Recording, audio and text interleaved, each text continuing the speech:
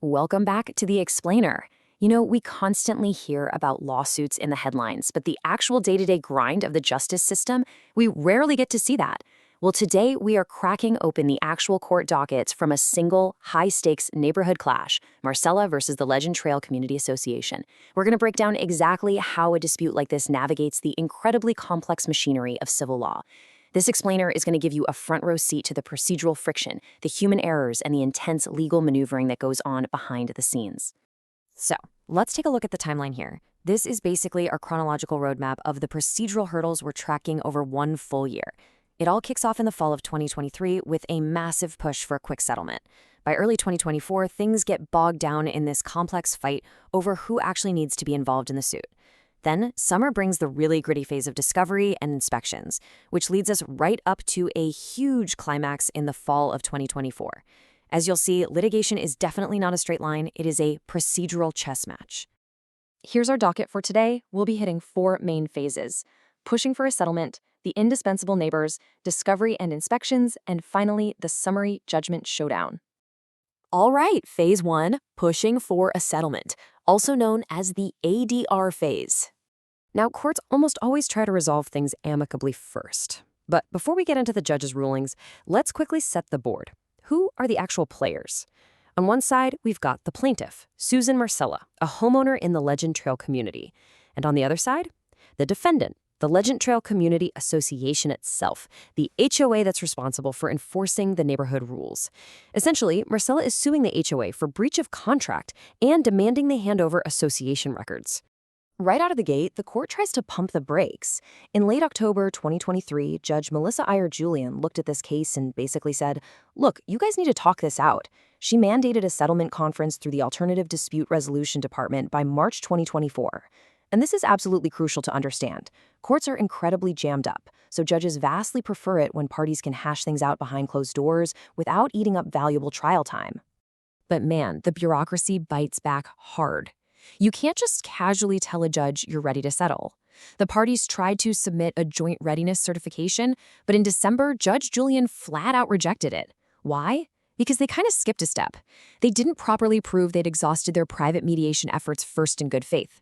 The judge gave them 10 days to fix the paperwork. It's just a perfect example of how hyper-strict these procedural rules really are. Moving into phase 2, the indispensable neighbors and joinder disputes. Things get incredibly messy when you involve people who aren't even officially in the lawsuit yet. We've got a bit of legal jargon to decode here, Rule 19, or indispensable parties. Basically, if a lawsuit is going to directly impact someone's property or rights, they literally have to be joined to the case to defend themselves. Well, in December 2023, the HOA tried to use this exact rule to drag Marcella's neighbors, Lorenzo and Kraus, right into the legal crossfire. To understand why the HOA did that, you gotta look at the actual core friction here. The plaintiff is claiming the HOA broke their contract by improperly approving renovations on that exact neighbor's home. She's arguing those renovations are a nuisance that ruins the quiet enjoyment of her own property. So the HOA's logic was, hey, if she's actively attacking their renovations, those neighbors absolutely need to be in this courtroom. But here is where we see the incredibly human side of the justice system. At first, the judge actually granted the motion to bring the neighbors in, but then she admitted she made a mistake. Yeah, in a really transparent note from February 2024, Judge Julian explained that because of the holiday season and paperwork delays, she just totally missed the plaintiff's response and assumed no one was objecting. So she catches the error, backs up, and actually reads the arguments. And she realizes, wait a second, Marcella isn't asking the court to tear down the neighbor's house. She just wants damages and records from the HOA itself. The judge reverses course, officially declaring the neighbors are not indispensable. Just like that, the neighbors are totally safe, and the lawsuit remains strictly a one-on-one fight between the homeowner and the HOA. All right, phase 3, discovery and inspections, the real evidence gathering stage. By summer 2024, any hope of a quick, friendly settlement is completely out the window. We are in the gritty phase now. You might picture dramatic wood-paneled courtrooms, but modern litigation, it's heavily remote. The docket actually shows Microsoft Teams links for their July arguments. The parties, the lawyers, the judge, they are hashing out this bitter neighborhood feud through webcams from their home offices. And during those virtual summer hearings, things got really heated over a Rule 34 inspection. In the civil law world, this rule lets one side physically enter and inspect the other's property to get evidence. In this case, the HOA demanded to inspect the plaintiff's home, presumably to check out this alleged nuisance for themselves. Naturally, the parties couldn't agree on how to do it, so the judge had to step in and play referee.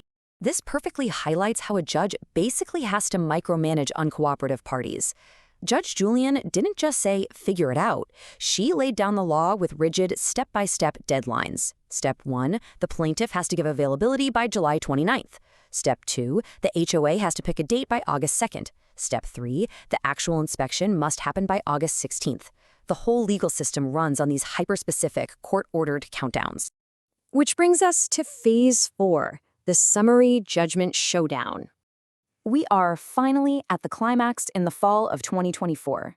But right before the big showdown, we get a quick reminder of the physical logistics involved in a working court. The court sent out a notice that Judge Julian's division was moving to a brand new building. Plus, they noted that if anyone wanted to argue in person instead of on video, they had to file a motion 20 days in advance so the other side could object. Just another layer of administrative tape.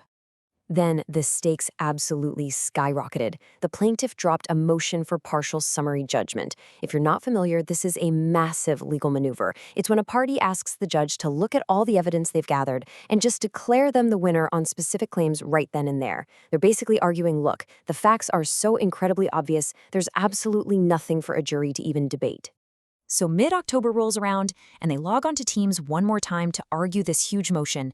The judge reviews the statements of fact, hears the lawyers out, and then she hits them with an under-advisement order.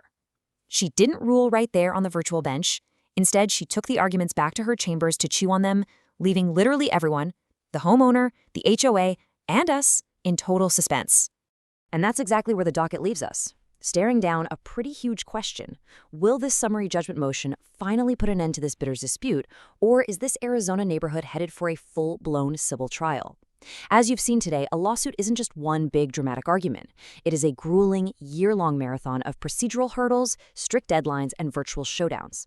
Thank you for joining me to decode how this actually works. Keep learning, and I'll see you in the next explainer.